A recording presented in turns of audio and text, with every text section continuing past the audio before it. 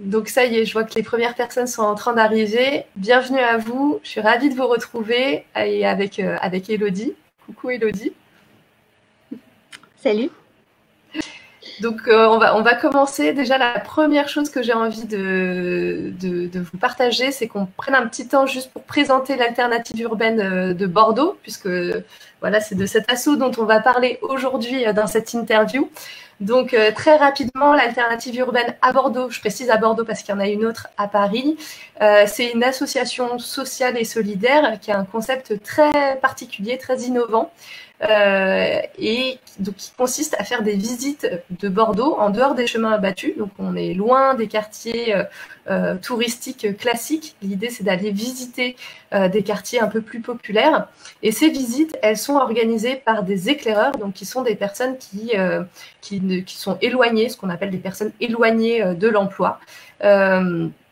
Et donc, le fait de devenir éclaireur et donc de faire des visites de ce Bordeaux un petit peu caché, c'est un véritable tremplin pour ces personnes. Ça leur permet de se former, de se faire accompagner et ensuite de trouver un emploi, en lien ou pas d'ailleurs. Hein, Elodie, tu nous expliqueras, en lien ou pas avec le tourisme, en fait. Hein, ça peut avoir, ça peut être en lien ou pas.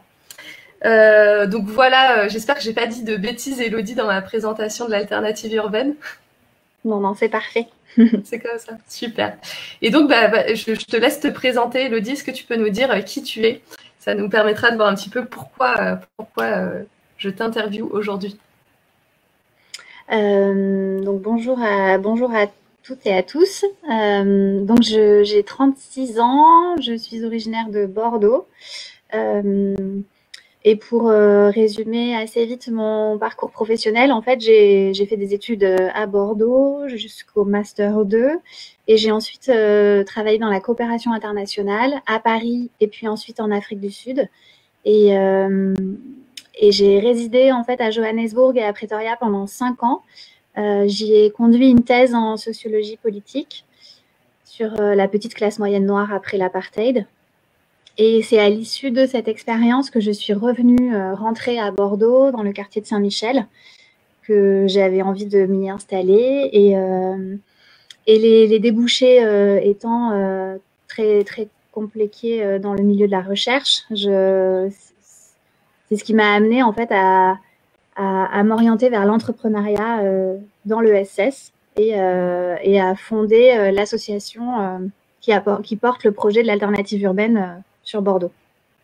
En donc 2000, ESS, je pense que tout le monde le sait, mais je le précise quand même. Donc ESS, c'est économie sociale et solidaire. Voilà. C'est ça. Ouais. Et donc j'ai été la coordinatrice de cette association pendant 4 ans et on l'a créée en 2016. Et voilà. Et j'en suis encore aujourd'hui une des administratrices. Yes, super. Donc pour résumer, tu as fait des études en Afrique, tu reviens à Bordeaux et là en fait, tu te rends compte que trouver du boulot dans ce qui toi t'anime profondément, c'est pas forcément évident. Du coup, tu te dis ok, je vais le créer mon propre emploi. Tu découvres ce concept de l'alternative urbaine, tu décides de voir comment faire pour le dupliquer à Bordeaux, là où justement tu venais d'arriver. Et là, à ce moment-là, et ça va être l'occasion d'en parler pendant cette interview, tu as réussi à t'entourer aussi de personnes pour que ce projet, ce soit pas juste ton projet à toi, mais que ce soit un projet beaucoup plus collectif. Et en même temps, qui te permette aussi de créer ton propre emploi, puisqu'il y avait aussi cette problématique-là qui se posait à ce moment-là. Ouais, ok, super. Bon, écoute, top, on va pouvoir dérouler. Juste avant de commencer à te poser tout un tas de questions, et d'ailleurs, pour les personnes qui nous regardent, vous pourrez aussi poser vos questions à Elodie. Je vais me présenter très rapidement parce qu'il y a peut-être des personnes qui sont arrivées ici qui ne me connaissent pas encore. Donc moi, je m'appelle Lydie, je suis la créatrice de La Forêt qui pousse. Et en parallèle donc des interviews inspirantes que j'anime tous les mois et en parallèle des articles que je peux partager, des illustrations inspirantes aussi que je partage sur le blog de La Forêt qui pousse. J'ai créé des accompagnements pour les personnes qui développent des projets éthiques, des projets qui ont du sens et qui ont envie de les développer de manière juste pour eux, en s'écoutant. Voilà. Donc, on va commencer. Alors moi, j'ai plein de questions pour toi, Elodie, et j'espère que les personnes qui nous regardent auront aussi d'autres questions pour compléter. La première chose que j'ai envie de te demander, c'est finalement, tu nous en as parlé un petit peu là de l'histoire de la création de l'alternative urbaine Bordeaux, du fait que tu revenais d'Afrique. Concrètement, c'est quoi les étapes par lesquelles tu es passée pour la création de ce projet? En fait, je pense que ce qui a été important aussi, j'ai l'impression dans mon cheminement, c'était l'impression d'avoir été un peu désinhibée par mon expérience en Afrique du Sud. En fait, je sais pas comment dire, parce que le fait d'avoir grandi à Bordeaux, fait mes études à Bordeaux, je pense qu'il y a plein de choses que je m'autorisais pas forcément dans cette ville. Et voilà, on sait ce que ça fait de voyager et l'importance que ça a ensuite de pouvoir changer de regard sur notre propre ville quand on revient. Et donc, j'ai l'impression que ça m'a vraiment permis. Et en plus, Johannesburg est une ville assez incroyable en termes d'énergie. Et on a l'impression que c'est un pays où, en fait, tout est possible. Donc, il y avait voilà, je pense que ça a été important, en fait, dans mon envie ensuite et dans le fait de me dire... bon, ben oui, en fait, tu vas créer ton propre emploi, tu vas te lancer dans cette aventure. Ça me semblait d'autant plus possible que voilà que je revenais de cette expérience là-bas et que j'avais l'impression que finalement je pouvais y arriver, quoi. Et après, confiance. Ouais, voilà, c'est ça. Et je me mettais moins de barrières aussi, je pense, dans ce qu'il est possible de faire ou pas, parce qu'on a tendance à rester quand même dans un certain dans des rails, quoi, dans les rails qu'on s'est donnés, les études, tout ça, les métiers vers lesquels on peut aller. Et là, je pense que ça m'a permis d'en sortir un peu, en fait. Ok, ouais, tu t'es autorisée à envisager d'autres choses que le chemin classique, parce que toi, tu avais fait une thèse, et puis après, ouais, c'est ça. études universitaires et compagnie. Ouais. Ok.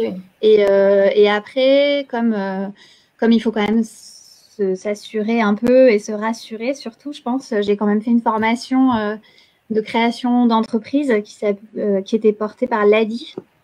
Donc l'ADI, j'ai plus en tête ce que ça veut dire exactement, mais c'est une association de mémoire qui soutient les entrepreneurs, notamment dans les quartiers prioritaires, dans les quartiers un peu défavorisés.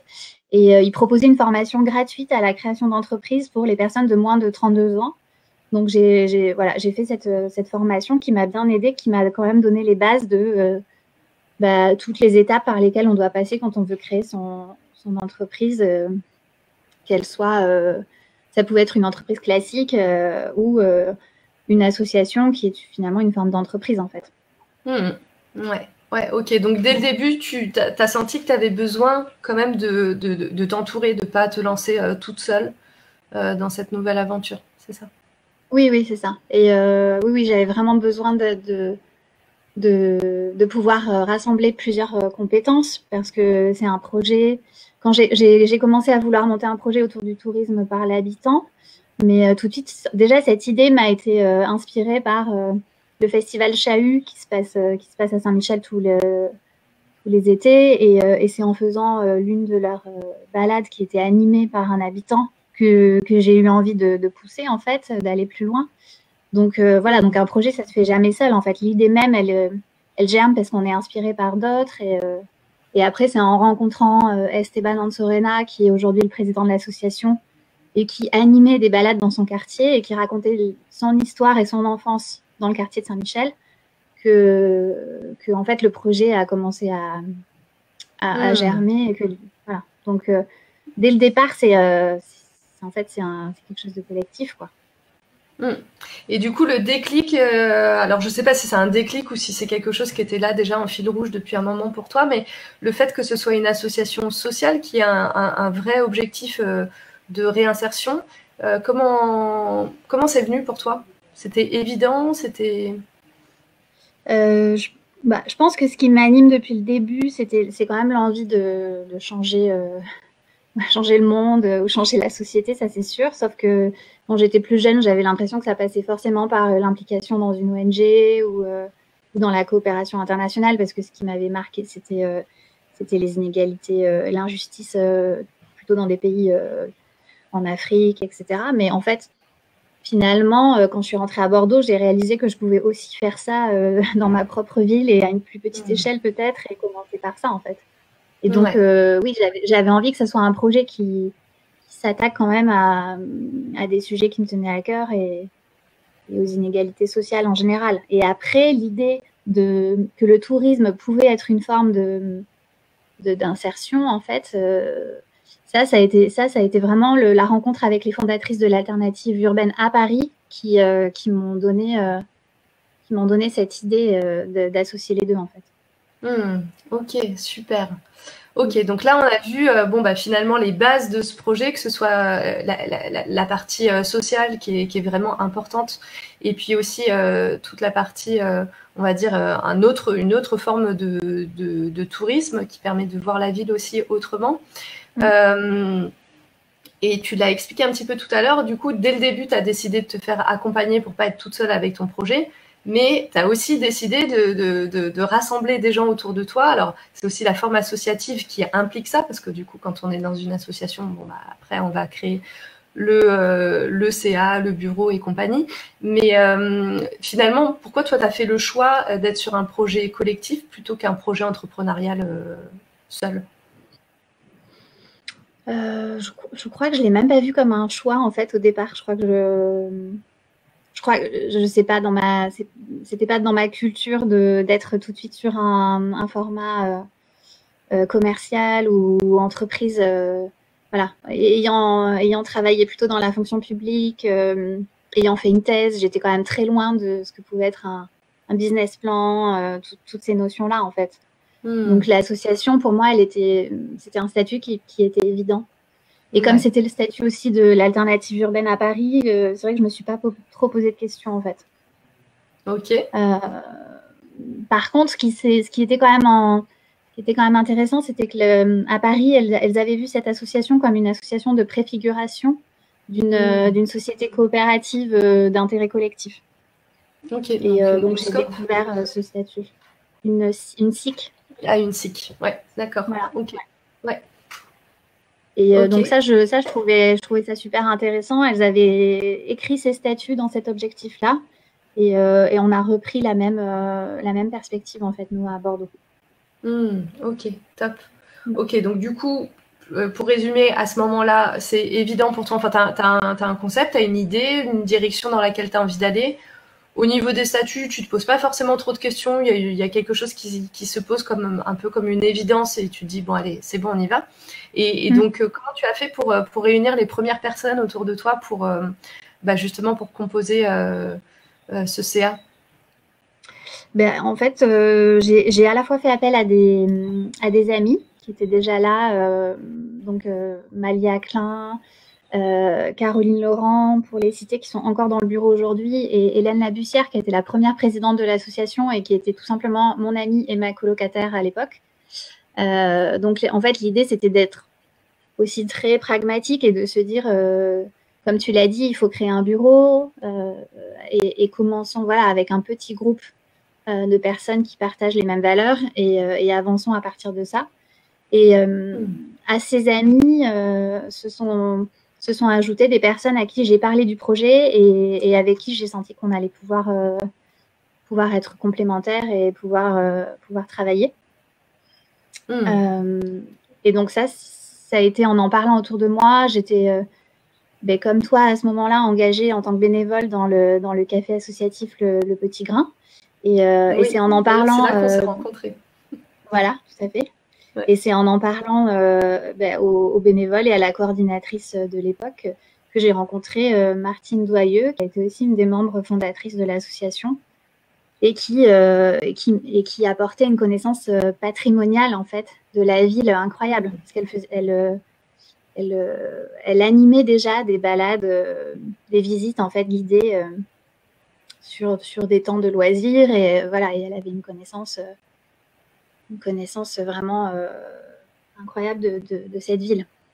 Et donc voilà, ça a été un mélange d'amis et de personnes que j'ai rencontrées comme ça au tout départ avec qui j'ai senti, enfin, quand je leur ai parlé du projet, voilà, ça a éveillé quelque chose en eux, soit parce qu'ils faisaient déjà des choses qui pouvaient s'en rapprocher, ou parce qu'ils avaient envie d'aller vers ça, en fait.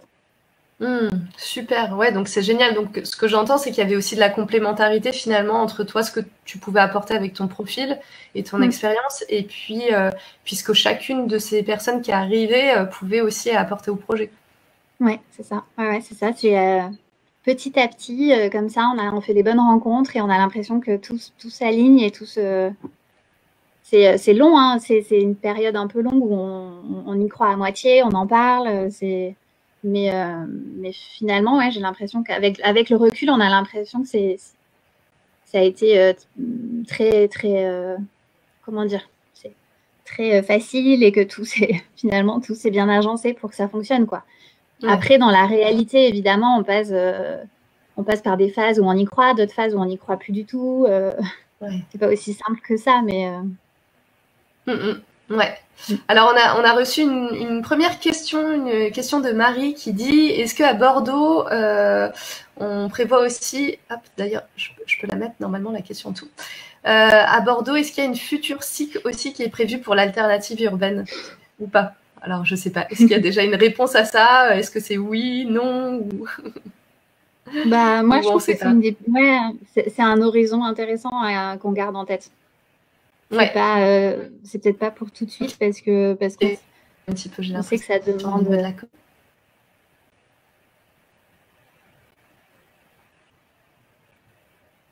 Tu m'entends toujours? Ouais, je pense que ça fonctionne. Juste que ça bug un petit peu entre le son et l'image. D'accord. Donc oui, je pense que c'est un horizon intéressant, ouais. Ok, donc pour l'instant, il n'y a pas de décision qui a été prise à propos de ça, quoi. Non. C'est ça. Non, mais... Ok. Ouais. Super. Et du coup, on a Marie qui nous dit aussi, et maintenant quel beau collectif avec une vraie mixité. Ça, c'est important dans le projet, justement, la mixité. Comment ça se traduit? Ouais, je sais pas ce que par mixité on peut entendre plein de choses, mais c'est vrai qu'on a un collectif. La connexion. La connexion n'est pas bonne. C'est vrai qu'on a un collectif de bénévoles aujourd'hui qui est assez incroyable. Ils sont une 50, entre 40 et 50. Et encore, ouais, Marie a peut-être les chiffres plus précis, mais on a des personnes de différentes catégories professionnelles, d'âges très différents aussi. C'est vrai que c'est très enrichissant, quoi, en fait. On a des jeunes actifs qui viennent d'arriver sur Bordeaux, des personnes qui travaillent dans l'urbanisme ou dans les métiers autour de la ville, qui ont envie de promouvoir justement des façons un peu différentes de l'appréhender, de concevoir les projets dans les quartiers, etc. Et puis on en a d'autres qui sont de professions complètement différentes, qui ont juste envie d'accompagner de temps en temps des balades. Donc c'est vrai que j'ai l'impression que c'est un projet qui, peut-être parce qu'il est à la frontière de plein de secteurs différents et de mondes différents, celui de la culture, celui de la politique de la ville, celui du tourisme. Du coup, on attire des bénévoles qui peuvent venir pour différentes raisons, et ça fait un collectif vraiment très, très riche, quoi. Super.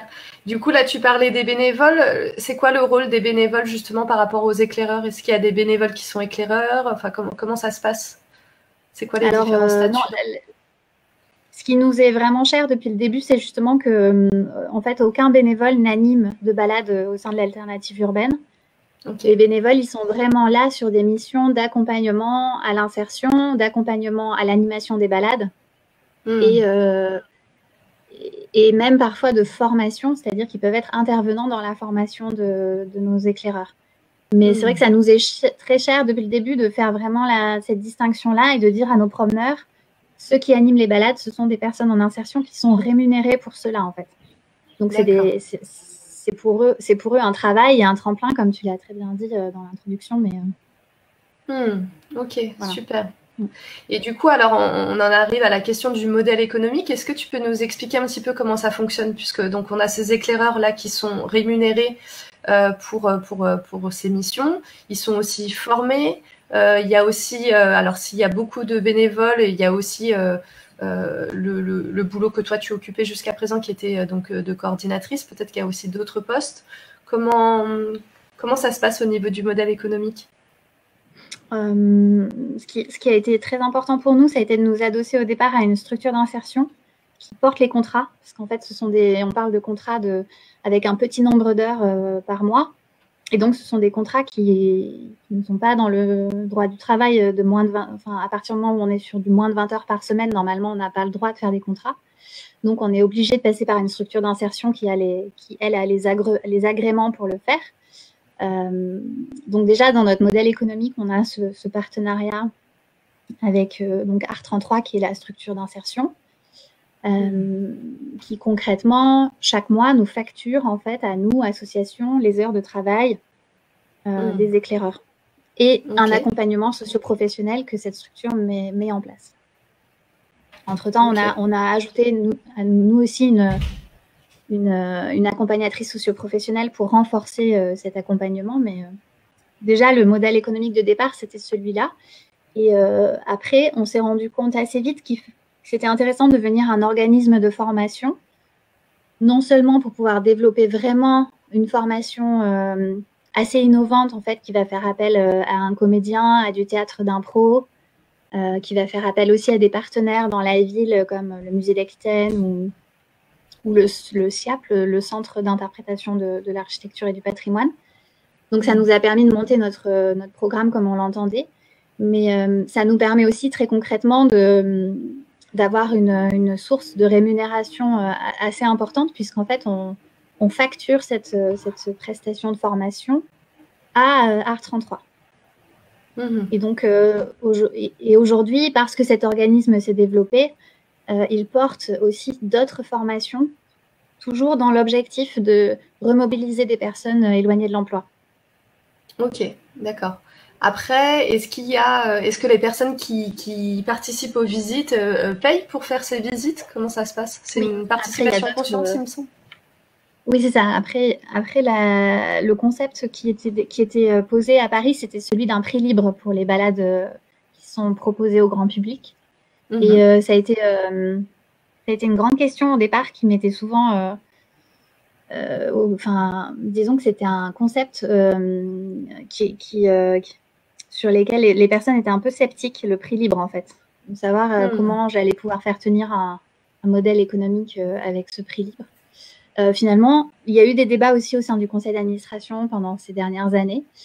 On l'a maintenu et en fait, on a fait un effort de communication sur ce prix libre et ce qu'il représentait pour nous, en fait, les charges que nous on avait derrière et ce à quoi il allait servir. Oui, c'est pas juste donner ce que vous voulez, donner ce que vous pouvez, c'est voilà ce que ça nous coûte, nous, de faire vivre cette association, et du coup, qu'est-ce qui vous semble juste à vous, une personne qui bénéficie de ces visites, de payer, quoi. C'est quelque chose comme ça? C'est ça. Okay. C'est ça. Et à partir du moment où on a fait ça, ou surtout ma collègue, donc Marie Hébrard, qui est en charge de la communication, à partir du moment où on a mis en place ces éléments d'information sur ce que représentait ce prix, on a vu le prix moyen en fait d'une balade, le prix qu'un promeneur pouvait mettre à la fin de chaque balade, il a clairement augmenté en fait ces 2 dernières années. Et aujourd'hui, pour être très transparent, on est à 10 €, quasiment 10 € par personne en moyenne. Qu'on collecte à la fin des balades. Donc on arrive à ce qui au départ était clairement une activité qui était déficitaire. Aujourd'hui, elle est quasiment à l'équilibre en fait.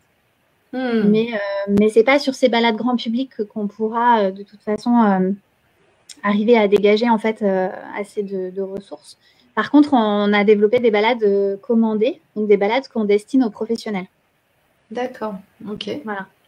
Et là, C'est quoi? C'est dans le cadre de séminaires ou de team building, enfin, c'est ça? voilà, ça peut être ça, ça peut être aussi des associations qui sont déjà présentes dans les quartiers, des centres sociaux, qui ont envie de proposer à leurs adhérents une sortie un peu différente et une façon de... pour ces personnes, c'est aussi un enjeu pour nous, c'est une façon de s'approprier la ville, pour des personnes parfois qui sont primo-arrivantes ou voilà. Donc ça peut être à la fois des très grandes entreprises qui font en effet ces activités de team building ou de réunion d'équipe et qui ont envie d'associer la balade à un temps de réunion. Ça peut être des écoles aussi, des écoles de communication, des écoles de commerce qui ont envie de proposer à leurs étudiants une sortie en début d'année pour mieux connaître la ville dans laquelle ils viennent d'arriver. Et ça peut être des associations. On a des tarifs évidemment adaptés pour chacune de ces structures. Et nous, ça nous a permis comme ça de pouvoir en fait, recruter une deuxième personne parce qu'au départ, j'étais toute seule salariée. Et c'est en faisant le pari que ces balades commandées allaient se développer qu'on a pu recruter ma collègue. Ok, super. Donc ça, c'est une belle victoire aussi, à la fois de toi réussir à te salarier, parce que c'était quand même aussi l'objectif de départ, et puis ensuite de recruter une deuxième personne. Bon, bah ça, c'est super. C'est sûr que... Ouais. On en a parlé un petit peu rapidement du fait que tu nous as dit au tout début, bah voilà, c'est pas toujours facile. Parfois il y a des hauts, parfois il y a des bas.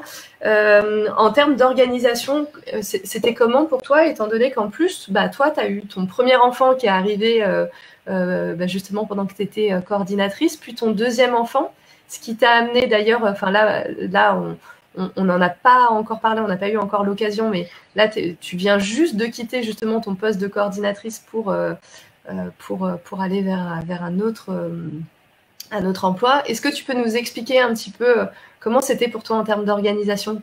J'imagine qu'il y a eu des périodes un peu différentes au début et à la fin. Oui, c'est ça. Il y a eu un engagement très important au départ. J'étais bénévole pendant un an et demi. Donc toi, tu étais bénévole, c'est ça? Ouais. C'est-à-dire qu'en parallèle, dans cette première année, donc c'était en gros entre si je me souviens bien, entre 2016, ouais, c'est ça, la moitié de l'année 2016 jusqu'à mi-2017, j'étais bénévole. Par contre, donc là, tu vivais de ton chômage, c'est ça, en fait? Ouais, alors malheureusement, j'étais déjà en fin de droit parce que j'avais terminé ma thèse déjà sur mon chômage. J'avais déjà eu la chance d'avoir un financement de thèse les premières années, ce que peu dans les sciences humaines, ce qu'on était quand même peu nombreux à avoir. Mais donc, j'avais plus de droit au chômage, donc j'ai dû reprendre un emploi salarié en parallèle, qui n'était pas complètement éloigné de ce que je voulais faire après, puisque j'étais médiatrice sociale dans un quartier de Mérignac. Mais c'était quand même un emploi à temps plein qui du coup a sûrement ralenti le montage du projet parce que je devais y bosser le soir, le week-end, en parallèle. Par contre, ce qui a bien accéléré, c'est le fait d'être accompagnée par l'incubateur d'Atis, parce que ça m'a donné... Voilà, ça te donne un cadre, en fait. Ça t'oblige à avancer, ça t'oblige déjà à rédiger pour pouvoir entrer dans l'incubateur. Ça a impliqué de rédiger le projet. Voilà, donc ça... Et pour répondre à ta question, l'organisation avec les enfants, c'est sûr que tu prends forcément du recul parce que tu pars en congé maternité. Et donc, je trouve que ça a été une étape importante parce que j'avais l'impression que, comme on a souvent l'impression que tout va s'écrouler quand tu pars, mais en fait non. Et ça se passe. Et tu te rends compte qu'en fait ça se passe très bien et que c'est là où justement le conseil d'administration joue pleinement son rôle parce que tu pars en fait. Et c'est là aussi qu'on a fait rentrer de nouvelles compétences et qu'on a trouvé ma collègue Marie Hébrard qui m'a remplacée au départ sur mon congé maternité et qui a apporté tellement de choses qu'en fait on a essayé ensuite par tous les moyens de la garder et de pouvoir lui créer un CDI. Donc voilà, donc c'est sûr que les enfants, ça ça modifie un peu ton niveau d'engagement. Et en même temps, j'ai l'impression que ça m'a permis de prendre du recul et de m'effacer, tu vois, à certains moments, ce qui est sain, je trouve, finalement, dans l'évolution de la gouvernance aussi, quoi. Ouais, ouais, ouais. Et étant donné que voilà, l'idée c'était quand même d'être sur une gouvernance collective. Enfin, en tout cas, c'était pas toi qui pilotais seul toute l'association et qui prenait seul les décisions, quoi.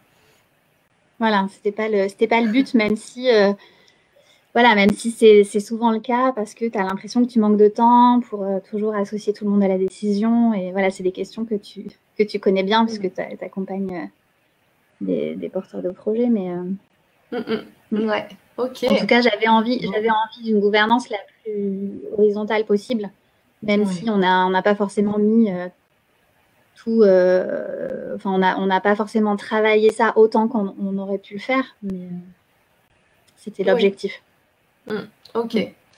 Ok, donc du coup, ça veut dire que tu as réussi à débrancher un peu sur cette période-là de toi, de ton congé mater, où tu as réussi à partir en disant, ok, je vous laisse les clés, les gars, je reviens dans quelques mois, c'est ça?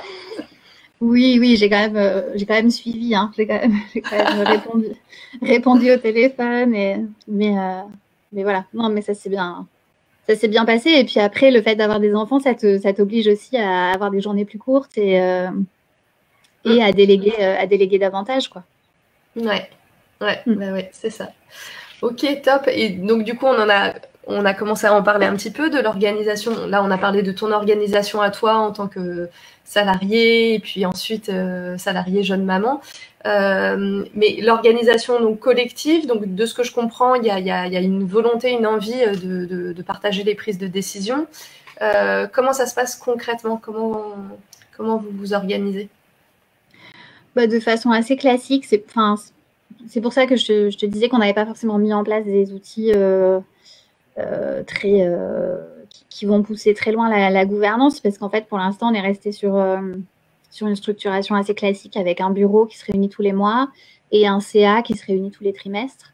Notre particularité, c'est quand même qu'on a des membres du bureau et du CA qui sont très impliqués dans la gestion quotidienne de l'association. C'est pas un CA qui se réunit simplement pour donner des grandes orientations stratégiques, mais qui n'aurait pas un pied dans les activités. On a des membres du CA qui sont, je sais pas, qui sont quasiment mobilisés 2-3 fois par semaine sur des missions très concrètes de bénévolat et qui passent beaucoup de temps et qui mobilisent aussi une grande expertise en fait aux côtés des élèves à différents stades de l'année, parce qu'en fait il y a une coupure. Ça Notre activité, elle a la particularité d'être assez saisonnière en fait, et donc on a une période de l'année où on est vraiment très concentré sur la formation de nos futurs guides, de nos futurs éclaireurs, et qui est la période actuelle en fait. Et après, on a une période qui est plutôt consacrée à une activité culturelle où on propose des balades au grand public. Donc voilà, donc ça implique à chaque fois des missions de bénévolat assez différentes. Ok. Mais et c'est vrai que j'avais été super inspirée par l'interview que tu avais réalisée d'Anne Monloubou, qui est la fondatrice de Supercop. Et c'est vraiment, je les admire beaucoup pour avoir mis en place cette gouvernance très horizontale et qui, je pense, qui génère du coup une vraie prise de décision collective. Nous, on n'en est pas là, mais c'est quelque chose que j'aimerais pouvoir mettre en place un jour. Ok. Et du coup, ce que je comprends, c'est que finalement, les membres du CA, ils font pleinement partie de l'équipe. On n'a pas d'un côté l'équipe qui est sur le terrain et qui fait au quotidien, et les membres du CA qui seraient juste à se réunir une fois par trimestre pour prendre des décisions sur des trucs auxquels ils sont déconnectés. Enfin, j'entends qu'il y a quelque chose comme ça, c'est ça? Ça, c'était une volonté, c'est ça? Ou ça s'est fait...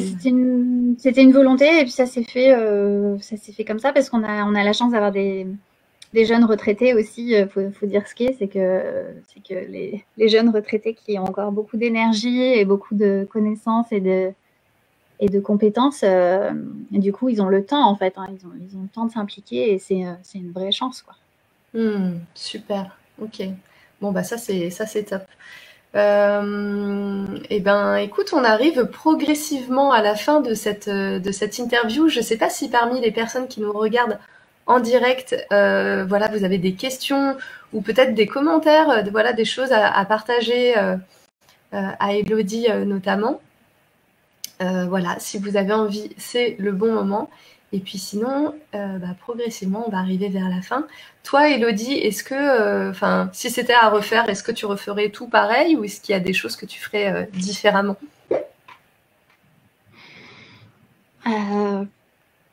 C'est une question piège. Non, pas de piège. Je sais pas, j'ai tendance, moi, à me laisser mettre en tension par les rencontres et tout ça. Donc en fait, je sais pas trop comment répondre à cette question parce que je sais pas. Ouais, j'ai l'impression d'avoir donné l'impulsion de certaines choses et qu'après les choses se sont faites aussi. Que je suis pas. Enfin, j'ai pas l'impression d'avoir été à l'initiative de tout en fait et d'être responsable vraiment de tout ce qui s'est passé. Tu vois ce que je veux dire? Ouais, je vois très bien. Donc j'ai l'impression que même si j'avais fait peut-être des choses différemment, peut-être qu'on aurait quand même rencontré. Voilà, on a eu la chance de rencontrer des partenaires incroyables qui ont cru dans ce projet. Et après, voilà, là maintenant, l'association a aussi son évolution propre. Donc ouais, je sais pas trop comment. En tout cas, non, j'ai pas un regret majeur.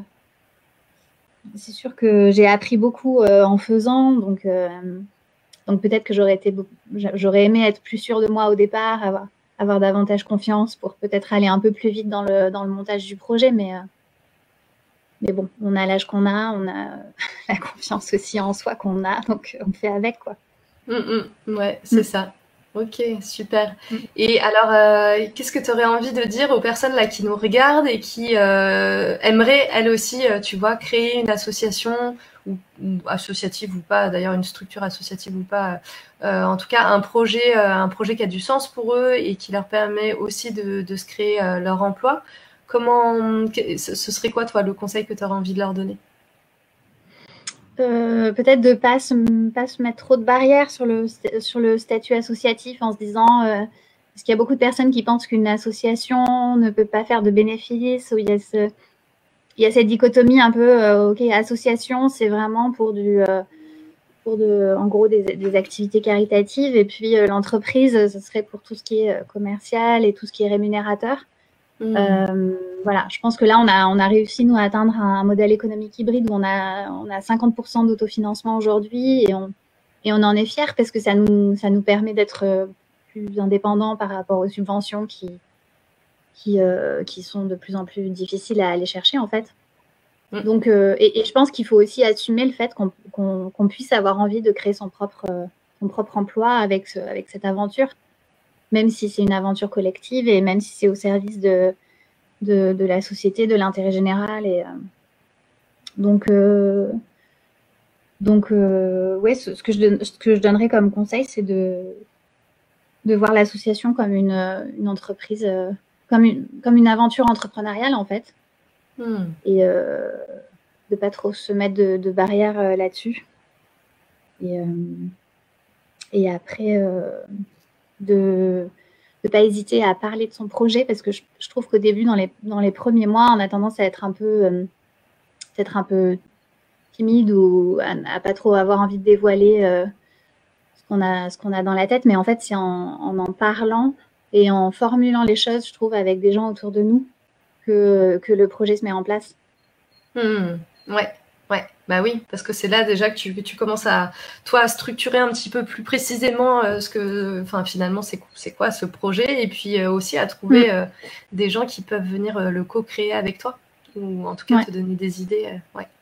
J'ai envie de rebondir sur ce que tu disais tout à l'heure sur le côté peut-être assumer de vouloir en faire son métier quand c'est le cas. Parce que c'est effectivement une situation que moi je retrouve très très souvent autour de moi et dans des accompagnements que je peux faire. Je pense qu'effectivement il y a quelque chose à assumer de l'ordre de j'ai besoin en fait d'un minimum pour vivre tout simplement et si ce projet-là c'est pas mon job, et ben ça veut dire que c'est du bénévolat et donc ça veut dire qu'à un moment donné le temps que je pourrais y consacrer sera limité. Voire même très très limité. Et donc finalement, c'est aussi se donner les moyens de développer ce projet, quoi, de pouvoir faire en sorte d'en être salarié si c'est le projet, quoi, si c'est l'intention. Ouais, c'est pas mal en fait de vouloir être payé pour toute l'énergie qu'on met dans un projet, même s'il a du sens, même s'il est beau, même si on pourrait presque payer pour le faire. Tellement ça a du sens. Et même si on a l'impression qu'on n'aura jamais assez de financement au départ, parce qu'il y a aussi cette contrainte-là de se dire mon Dieu, j'ai déjà du mal à réunir assez de financement pour faire tenir le truc debout. Comment est-ce que moi je vais pouvoir prendre mon salaire là-dessus, quoi. Ouais. Et alors qu'en fait, c'est hyper important quand même de partir sur des bonnes bases, je pense, depuis le départ, et d'avoir une place en fait pour cette rémunération dans le projet. Ce qui est pas, je dis ça avec le recul, mais sur la première année, j'avais du mal à écouter les conseils d'Atis notamment. Je me souviens des conseils d'Atis là-dessus et j'avais du mal à les écouter parce que on a tendance à se mettre quand même pas mal de côté comme en tant que fondateur au départ. Ouais. Alors qu'on sait, enfin avec le recul, que finalement, à partir du moment où tu dis bon bah voilà, il y a cet argent-là à aller trouver, bah c'est là qu'on est créatif et qu'on va le chercher cet argent. Parce que finalement, il y a plein de manières d'y aller, quoi. Alors que si on se dit non, mais je vais rester bénévole encore, alors que il y a manger des patates tous les jours. Bon bah il y a un moment où en fait ça tient plus, quoi. C'est plus possible. Ouais, c'est ça. Ouais. Bon bah écoute, en tout cas bravo pour ce projet à la fois que tu as impulsé et puis surtout, enfin, ce que j'ai envie de dire, d'avoir réussi à réunir autour de toi et autour du projet autant de belles personnes, autant de belle énergie pour pouvoir à un moment donné aussi passer le relais, parce que c'est à cette étape-là aussi que tu es, même si toi tu restes dans l'association, tu continues à faire partie. Alors je sais pas si c'est du CA ou du bureau, mais en tout cas pour l'instant le CA, ouais. Mais voilà, tu passes la main sur la coordination et je trouve que c'est beau aussi de pouvoir à un moment donné passer le relais, de dire bah voilà en fait maintenant il y a d'autres personnes aussi qui peuvent contribuer à ce projet. Ouais, et c'est une étape, je pense que c'est une étape importante parce que ça veut dire qu'on a assez formalisé les choses et mis en place en fait les bons processus pour que ça tienne au-delà de la personne, quoi. Et oui, ça repose pas juste sur toi. Ouais, voilà. Et le projet peut prendre son envol. Voilà, c'est ça. J'en suis contente parce que je peux passer aussi à autre chose professionnellement. Et en même temps, c'est rassurant aussi parce que c'est rassurant pour la pérennité du projet, je trouve. Super. Bon, bah écoute, un grand bravo. Super, c'est vraiment génial. On va voir. Bon. On a eu un développement prudent. On va voir ce que réservent les prochaines années. Avec la situation sanitaire qui est telle qu'elle est quand même, ce qui n'est pas très évident, mais bon, on verra bien. Ouais, c'est sûr qu'après, il y a des contextes qui sont plus faciles que d'autres. Ok, alors on arrive à la fin de cette interview. Pour toutes les personnes qui nous regardent, n'hésitez pas à la partager, à permettre à des personnes qui auraient besoin de la regarder tout simplement, des personnes à qui ça ferait du bien d'écouter le témoignage d'Élodie. Voilà, n'hésitez pas à la partager largement. Et puis, je vous donne rendez-vous le mois prochain pour une prochaine vidéo interview. Alors, je ne sais pas encore qui sera la nouvelle personne inspirante que j'aurai l'honneur d'accueillir ici, mais j'ai déjà hâte. Et Élodie, encore un grand merci pour tous les partages que tu nous as fait, hyper authentique et transparent. Ça fait vraiment du bien de pouvoir aller voir aussi dans les coulisses de la création d'un projet comme celui-là. Donc, encore un grand merci. Merci à toi, Lily. C'était chouette. C'est passé vite. Ouais, c'est vrai, ça passe vite. Bon, à très bientôt. Bonne journée. À bientôt. Au revoir. Ouais. Au revoir.